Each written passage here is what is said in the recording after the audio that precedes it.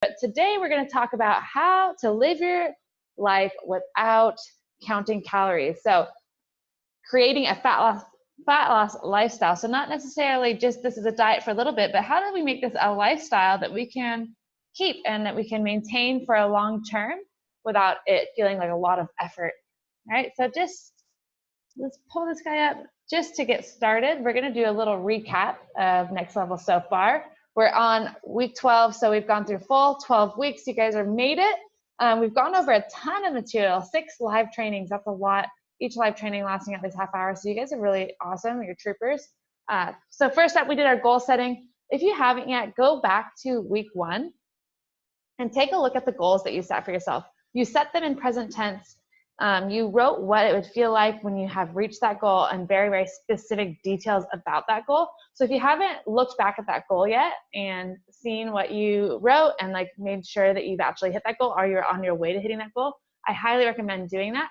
And I've talked to some of you, you've already hit the goal like a way long time ago, or might have, a couple of you might have even set goals that might have been a little bit unrealistic, and that's okay too. But now you kind of understand the lay of the land and how we can achieve that goal.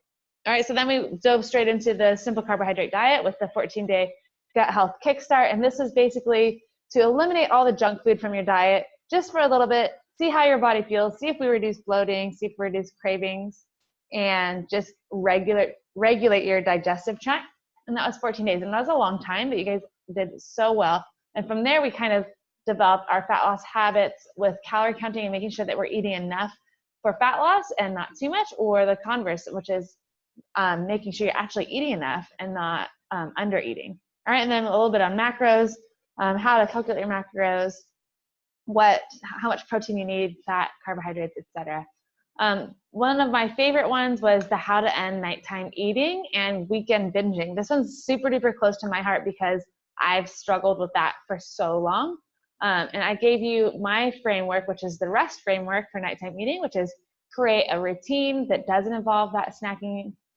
So change up your routine. If your routine is always sitting in front of the TV and eating a snack, or always going to the kitchen and getting chocolate after dinner, and you want to end that, change your routine. Also eat and drink enough throughout the day so you're not actually that hungry at night. So if you're under eating in the day, it's a lot more likely that you're going to overeat at nighttime, and especially after dinner. And then sleep enough. So sleeping at least 7 hours a night will actually help you not have such a strong appetite. People who do not sleep enough actually overeat more. And it's just like a kind of a natural mechanism. And then also the biggest one is identify what your triggers are. Because most time if you're eating, we have some sort of emotional trigger that's attached to it, whether it's boredom, whether it's, again, the routine, also stress and sadness, anxiety, all these kind of triggers that can make you overeat. I know sadness for me will make me reach for more peanut butter and more chocolate, so I know that about myself. So figure out what your triggers are. All right, and then also with that one, we talk about breaking the binge and deprive cycle, which is where you are perfect, and everything's squeaky clean until it's not, and you break, and then we go completely overboard or fall off the wagon. And how we talked about getting rid of that is not being so perfect all the time and actually allowing yourself to have little preemptive cheats throughout the week, little sample, little taste of certain different things. So you're not feeling like by the time you get to the weekend, you are so deprived that you want to just go overboard. So we talked a lot about breaking the binge and deprive cycle. That was webinar number 4, or live training 4. So if you want, you can go back to that live training and re-listen if you still need help with those things. Because I know these are really, really big mental barriers for a lot of people to lose weight. More recently, we did our how to navigate social settings without wrecking your progress. I'm also doing this as an Instagram series right this minute. So if you're following me on Instagram, you'll see that I've been posting about that as well. And we did this last week, and it's how to avoid food FOMO, or fear of missing out.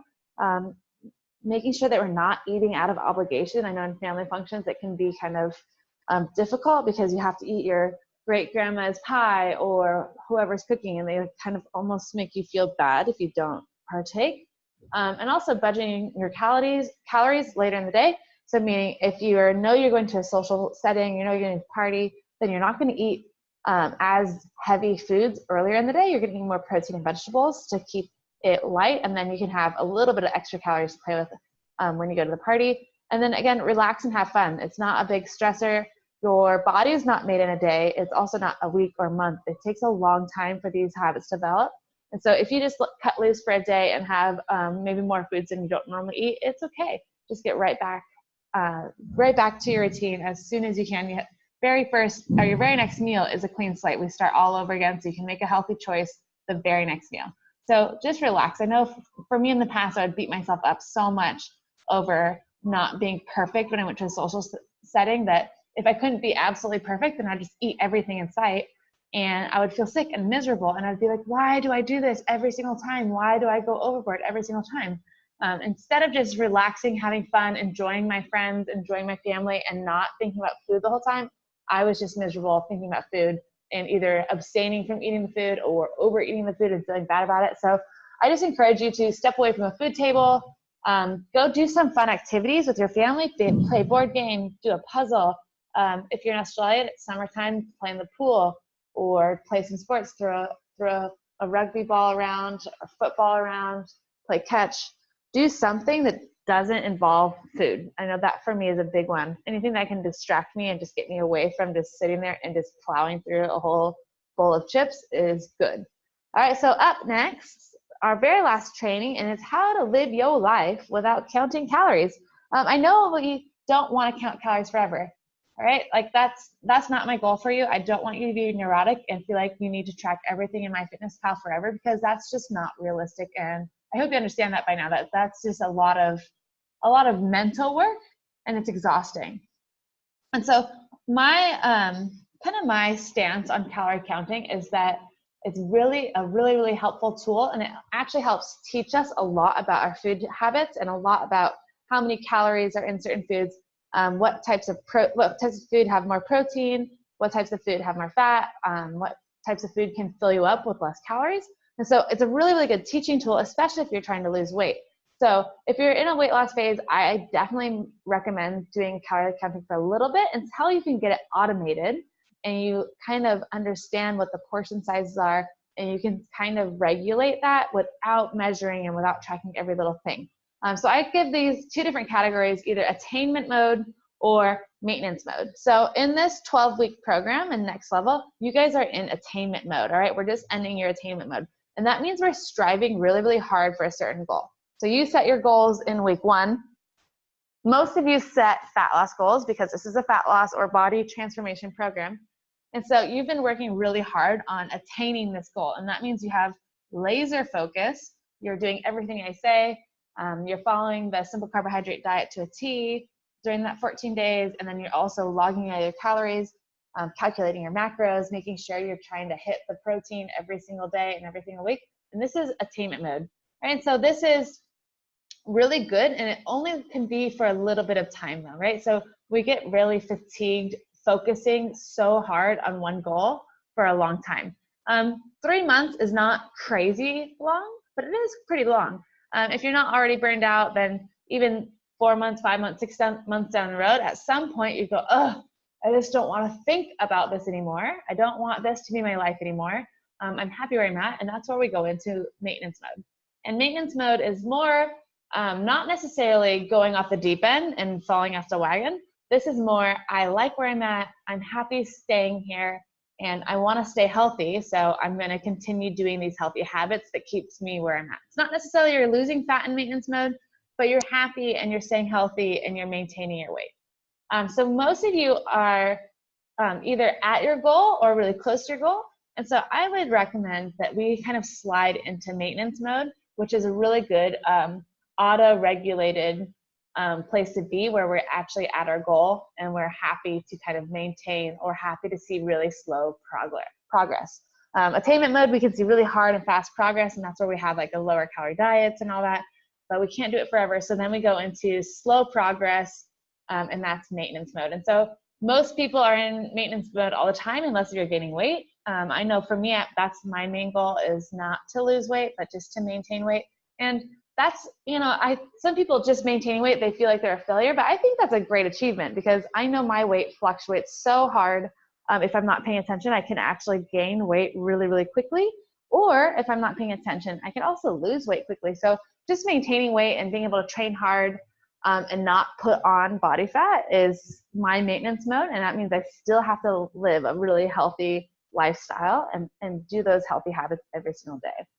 All right, so maintenance mode, we can make slow progress, but it's not crazy fast, but we can still make progress. And it really helps to have what I call DNCs, or daily nutritional commitments. These are things that you do every single day that help keep you on track. So my daily nutritional commitments include getting at least 7 hours of sleep every night, drinking at least 3 liters of water every day. That one's a big one for me, because if I don't drink enough water, I actually kind of get more hungry and I get more snacky. And then eating vegetables at every meal. That's one of my commitments I've made to myself. And that's actually a pretty hard commitment to make, because some meals like breakfast, you don't really want vegetables, right? So I've actually switched away from doing like the classic like oats or sweet breakfast. And I've opted for, you know, egg scrambles with bell peppers, onions, spinach, that kind of stuff. So I get my veggies there. I also do smoothies with a lot of spinach, so I get veggies there. And then of course, lunch and dinner will also have veggies. So those are my 3, but I recommend that you find what are the 3 things that make you feel best and that helps you keep on track with your progress every single day. And so those things can be going for a walk every day. I know that in the past, that was one of my big ones. Sleeping, drinking water. Maybe your nutritional commitment is eating protein at every single meal. Maybe it's not snacking too much or having something easy to grab in the refrigerator or easy to grab in your purse, such as a protein bar. So figure out what are those habits that you create that help you stay on track and that you do every day, and stick to them. All right. So I'll let you kind of mull over that for a little bit, and maybe you can even write them down. I recommend finding at least 3 things that, you know, if you can do at least these 3 things, you're going to stay on track. All right, next up, I want to go over all these tips on how to live your life without counting calories, and what these big healthy habits are, starting with eating protein and veggies at every meal. So I told you one of my nutritional commitments is eating veggies, and that's tough.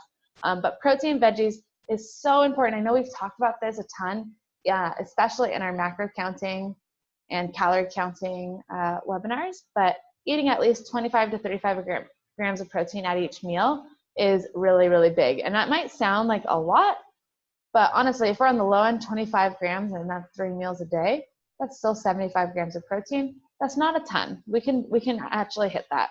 That's usually about like a 3 to 4 ounce chicken breast. So I definitely believe you can do that. And even eating it at little snacks.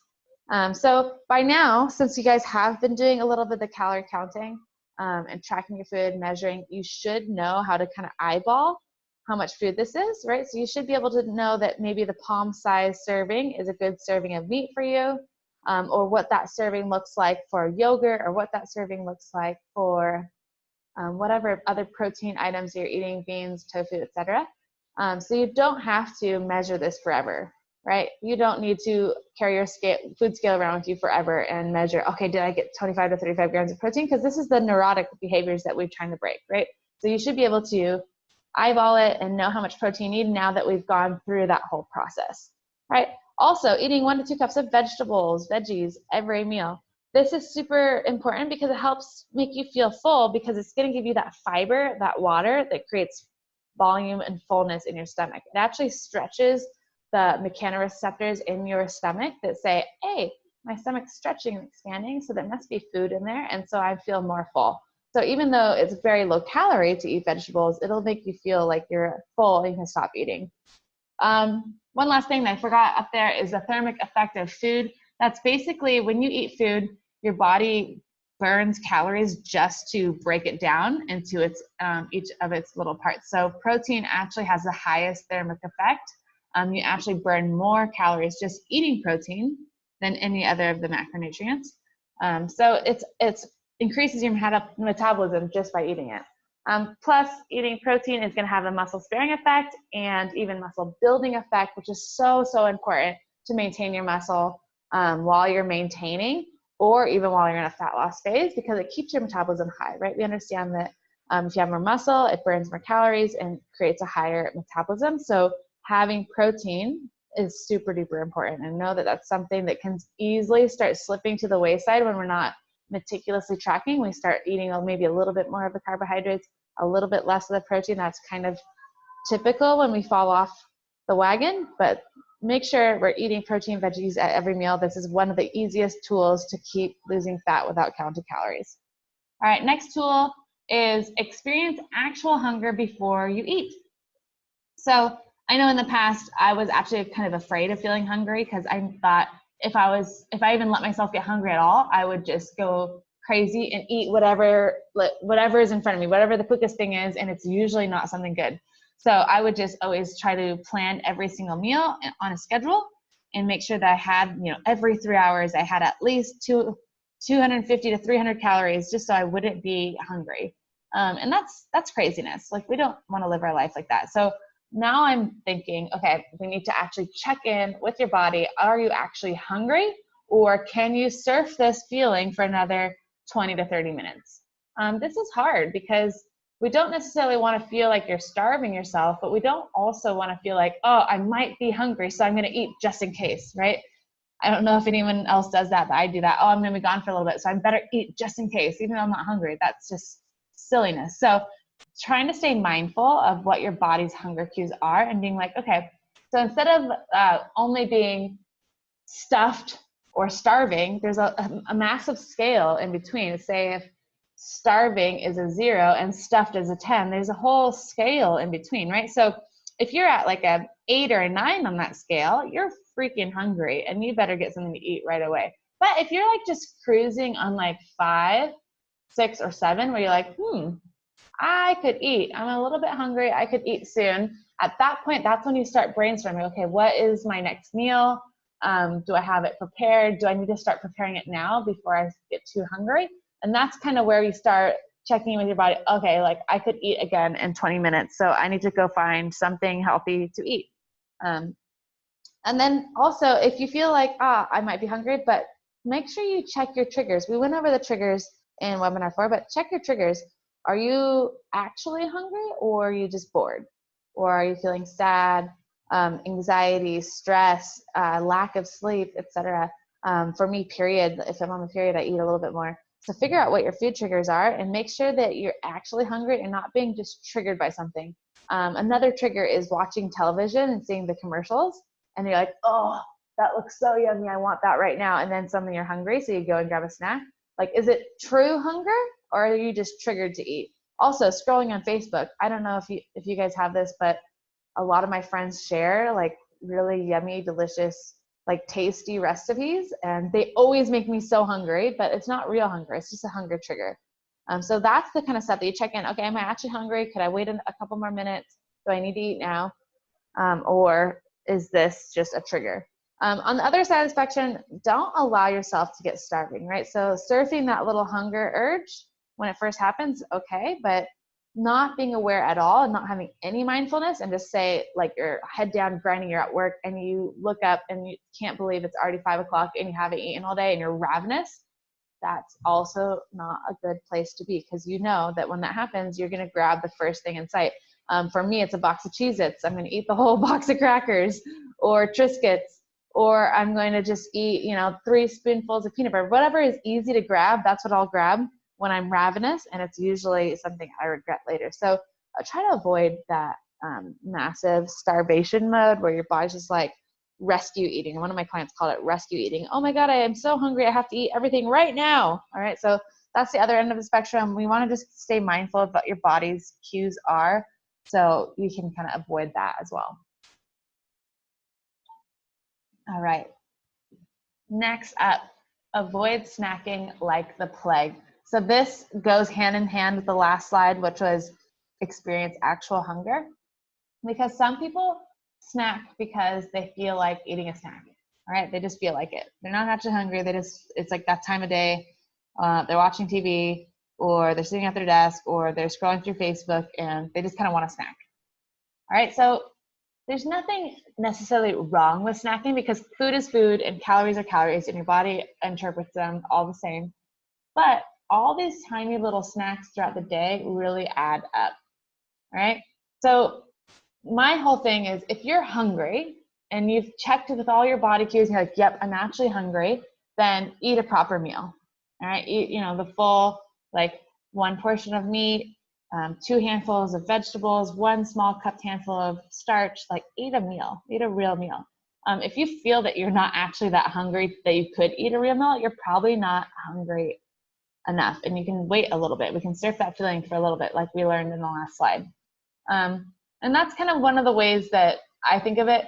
If I'm kind of hungry and I'm like, okay, if I'm actually hungry right now, like, I don't know, you might not feel the same way, but if I'm actually hungry, I could eat a steak and like broccoli, and that sounds delicious because I'm starving. But if I'm not that hungry, the thought of a steak and broccoli sounds disgusting. I'm like, ugh, I don't want to eat that.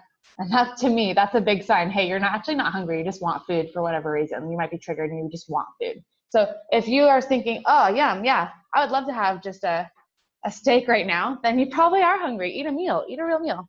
But just understand that little snacks are that they add up to a lot of calories overall, and they don't normally make you feel very full or satisfied. So they are just tiny little things that kind of make you feel better in the moment, but sometimes they can actually make you eat more over the long run. So say you just have a couple of crackers here, maybe an apple there, a handful of nuts here, a slice of cheese there, and before you know it, all your little snacks add up to being more calories than if you just had a full meal, yet you're still not full because they're only tiny little bits of food at a time. So keep in mind that, you know what, you probably are going to get more calories if you find yourself snacking frequently. Okay, so avoid that snacking.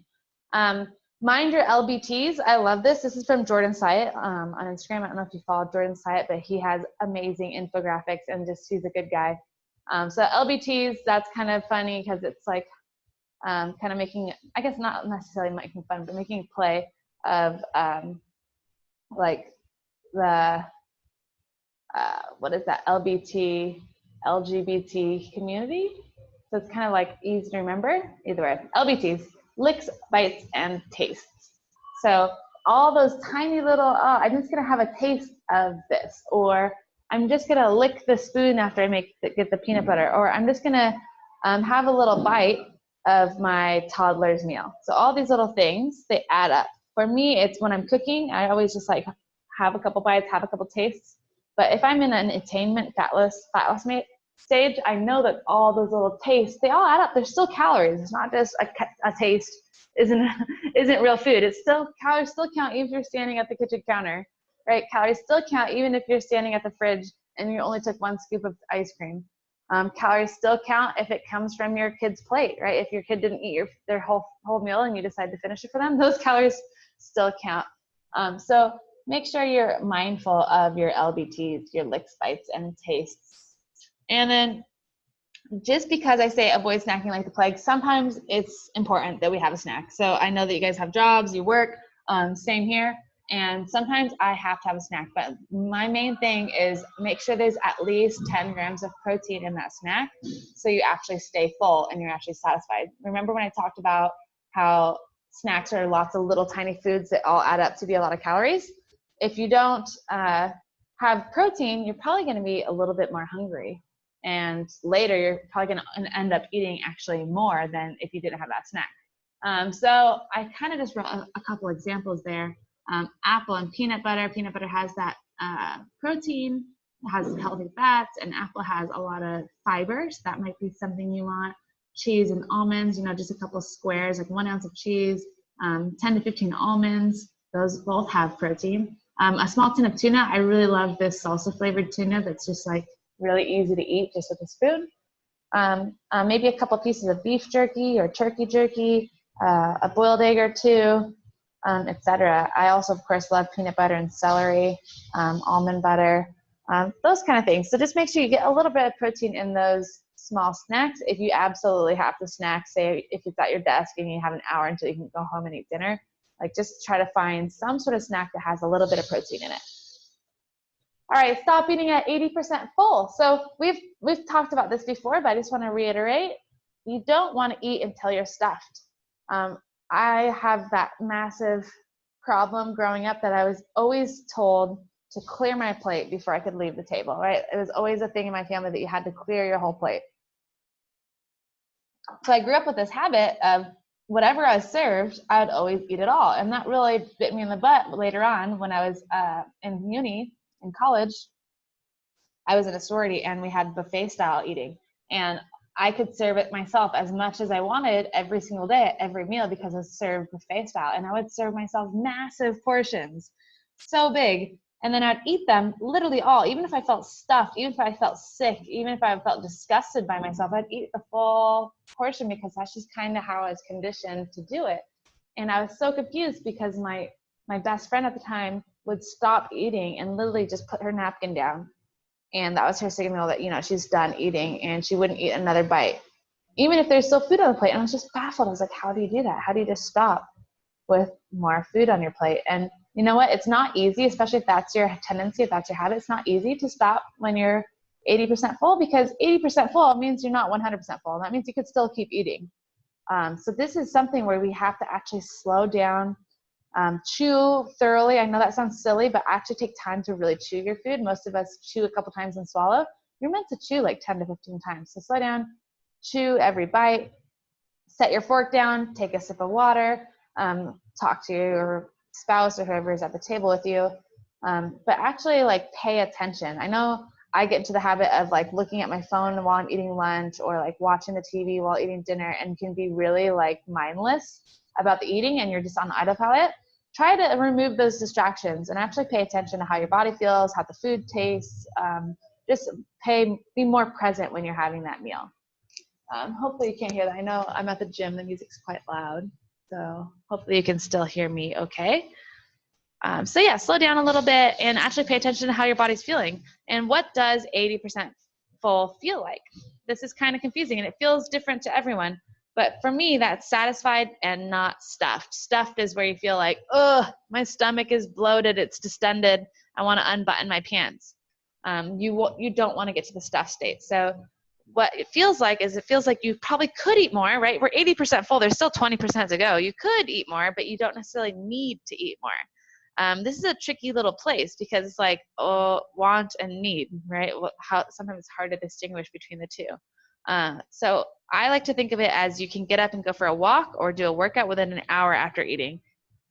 So if you eat like a massive meal and you're stuffed into your pants and you feel like unbuttoning or unzipping your pants or putting stretchy pants on, you've gone too far. You probably wouldn't want to do a workout like right after that, right? You'd probably feel sick.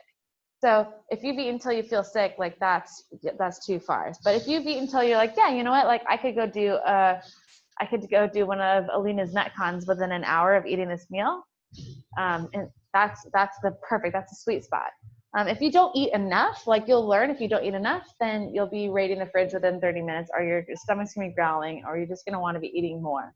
And in that case, if you actually do feel like that, if you're still hungry 30 minutes later, and you tried the eating to 80% full, that's okay. Go eat something. And again, play the game again. Be mindful. How does your body feel? Stop when you're 80% full. And then later, if you're hungry again, just go again. And this takes a while to figure out what your 80% actually looks like, but it's 100% worth it. It's 100% worth the effort and the practice of being mindful of how your body feels with the hunger cues.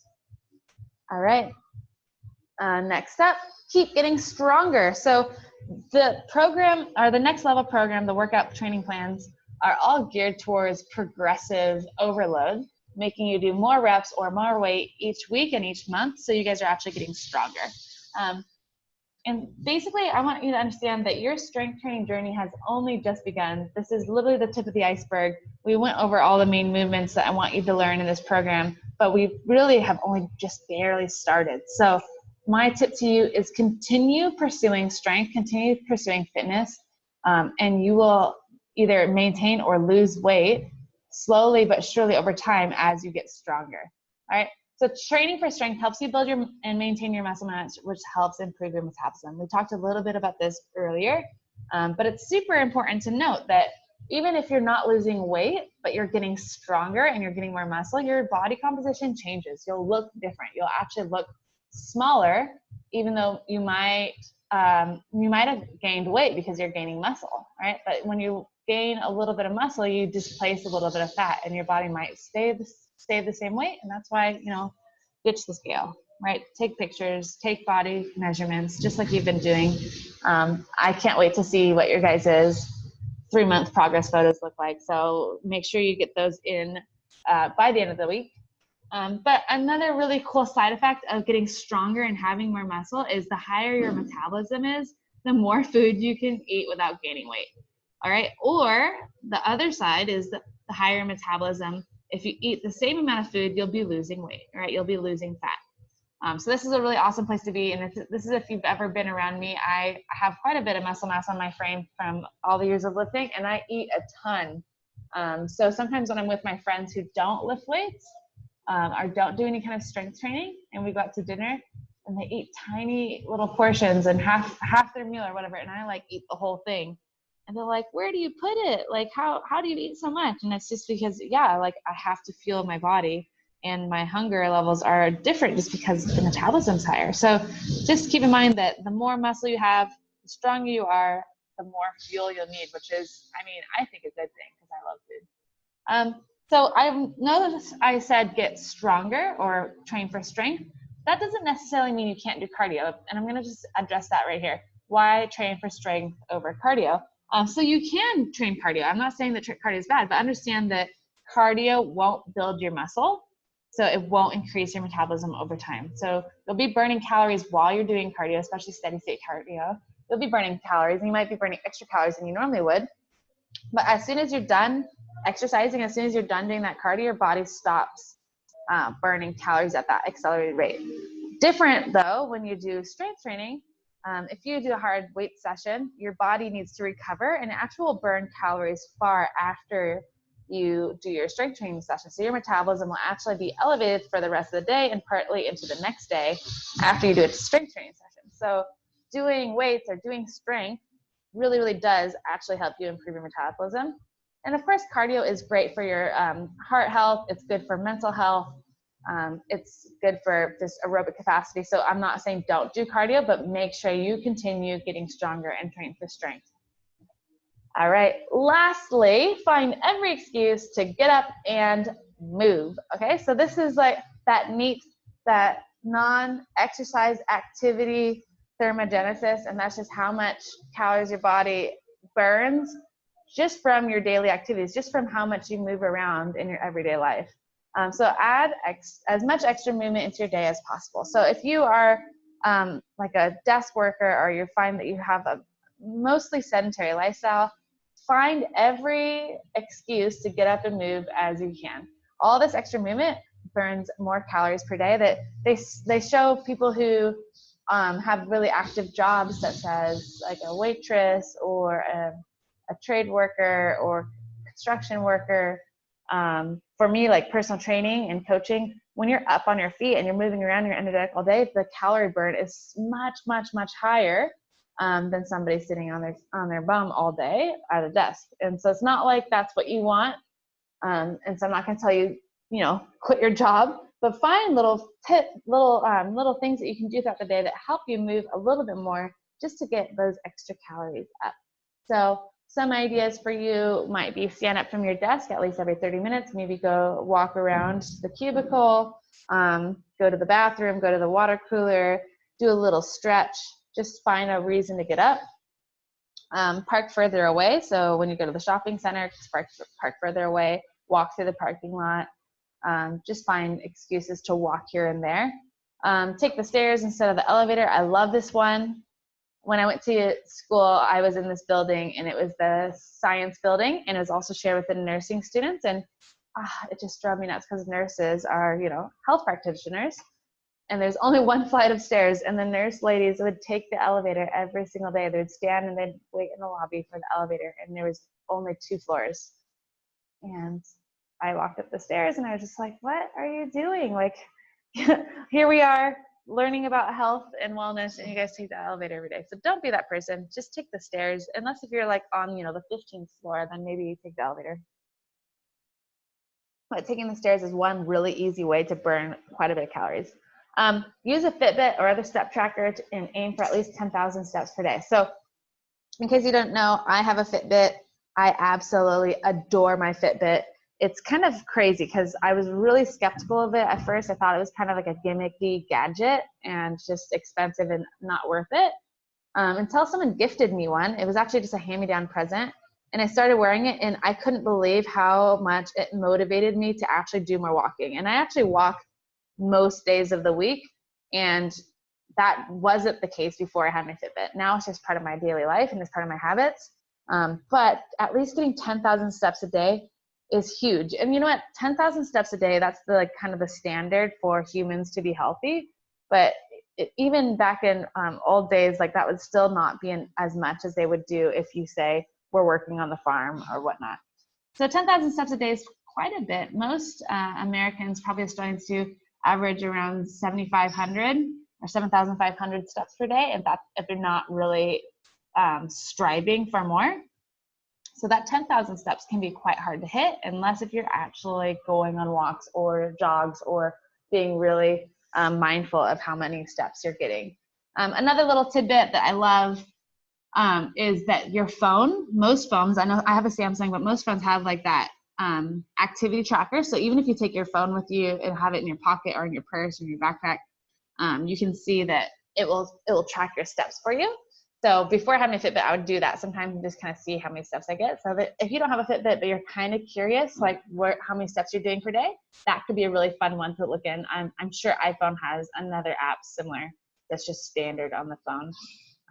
Lastly, this is kind of a fun one. Even cooking and prepping your own food burns extra calories. So you can buy, pre-cut carrots or baby carrots, or you could actually slice your own carrots, chopping board. And so it's just those little tiny things such as standing in your kitchen, preparing your meals, prepping the veggies, chopping, mixing, stirring, all that stuff even adds to a little bit of extra calorie burn to your day. So all these little things, they really, really add up. Just the same way the licks, bites, and taste, LBTs, the way those calories add up, so does extra movement. And those calories, which is the negative calories, they also build up. And so more movement, the more exercise you get per day, the leaner your body tends to be. So I'll definitely find every excuse to get up and move. All right, so that's about it. I'm wrapping up now. So what happens next? So this is our last week. Sad here. It's been so fun, and I've learned so much from you ladies. This is my first round of Next Level, so I appreciate you taking a leap and trusting me with your results and joining this program. It's been seriously so good. I just want to thank you from the bottom of my heart. I couldn't imagine the last couple months without getting to know each one of you. So it's been really amazing. So look forward to me. I'm going to send out basically like a little survey for you to fill out about your experience, to give me feedback, what you liked, what you didn't like, how I could improve the program. Any testimony that you want to give, if you've had a really great experience, I'd love to have that for further marketing materials. I'll ask, of course, I ask you for permission before I use it. But also if you want to share any progress photos, if you're pretty proud of like that side-by-side progress photo, I'd love to also use your progress photos if you're okay with that. Of course, only if you're okay with it. But yeah, even if you're not, like, I would love to see them. So I'm going to be checking in to Trainerize and make sure you get the measurements and make sure you get your photos up so we can take a look. Because I know you guys have made really, really awesome progress. So lastly, I just want you to know I'm opening a second round of Next Level to new members starting in late January. So I'll probably be promoting it around mid-January and then opening up at the end of January for a whole another round. So all new members, pretty much the same nutrition protocols as what you guys have already done. So just be a nice little recap on the nutrition protocols, but all different workouts, fresh Metcons, fresh workouts, and of course all through Trainerize again through that app. So if you wish to continue with Next Level, if you really love this and you want to stay on board, I'm offering it to all members at a 50% discount, just because you have done the nutrition protocol and you know a lot about what we're going to do. But if you still really just want to stay on board and still get fresh workouts and still get my motivation and tips, also get new members to help motivate you in the Facebook group, and you really just want to stay on, I highly encourage you keep going with this, and it will definitely be open to you guys. First come, first serve, 50% discount, and I would love to have you again. So that's just from me. Let me know if that's something you want to do. I'll reach out to each one of you and just check in with you, see how you went, and see if maybe doing it round 2 is something that you're interested in. But of course, if not, that's okay too. Like, no pressure. I won't feel bad. I won't be offended. It's up to you. Like, it's all you. All right, so that's pretty much it from me. This has been such a pleasure, and I appreciate you guys so much. So thank you again from the bottom of my heart. The last 3 months have been a whirlwind. I can't believe it went so fast and so slow at the same time. I don't know if that makes sense, but it makes sense in my head. And again, any questions here? I know that, let's see, I'm pretty sure it's just me on the line right now. I'll just show my face. Hello. So anyhow, thank you guys so much for being here, and thank you for watching this recording, because I know you're probably not watching it live right now, and that's okay. But I'll talk to you soon. I'll send out all those surveys, and finish strong. There's still a couple more days left of next level, and you guys are awesome. And yeah, talk to you later. Bye.